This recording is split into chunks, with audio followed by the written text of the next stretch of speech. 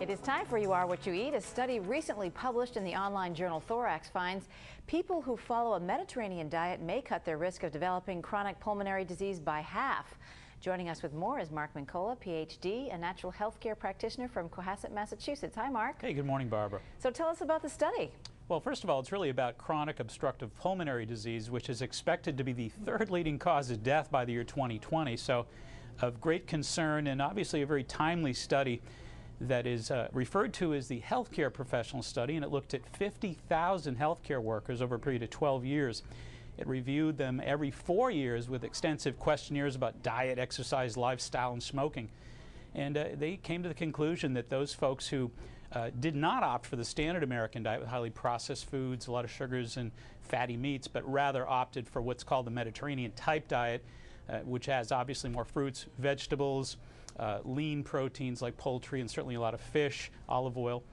They had a 50% reduced risk for for pulmonary disease, rather.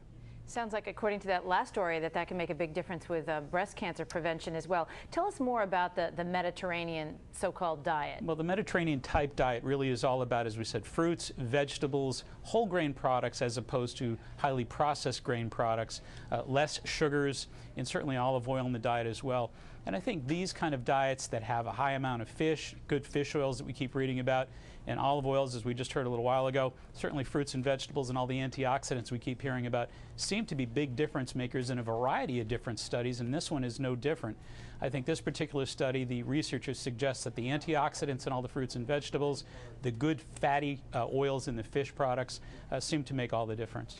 I think people get confused, though, Mark, because people want to eat a lot of seafood, but then they also hear reports about mercury in fish or other pesticides that may be a problem with certain fruits and vegetables. And how do you tackle that? Well, you know, and last week we did a segment on organic, and I think that organic is becoming more of a reality these days when it comes to produce. I think it's the difference maker there. And as far as the fish, great point, Barbara. I think that the idea is to really steer away from tuna fish and swordfish, because if you really read the government studies on those are the real runaway mercury foods, as opposed to, you know, standard haddock, for example, and salmon that's wild salmon. So not nearly the high concentration of mercury, for example, in those fish. And so are we talking about all different kinds of seafood, so shrimp and scallops and lobster as well? Well, or yes, because fish? In the Mediterranean style of eating, of course, virtually any fish is being used. But I think that, again, they do have these healthy fish oils. You know, these omega-3 oils seem to be the real difference makers. But I think, you know, we have the benefit of great wisdom, and we could use mercury-free fish, stay away from the swordfish and tuna. Folks want to learn more, they can look at our website, www.maxhealing.com. Mark Mincolla, as always, thanks so much for joining us. Thank you, Barbara. Coming up in next week's segment, how a diet low in meats and sweets can help cut the risk of breast cancer. That's next week.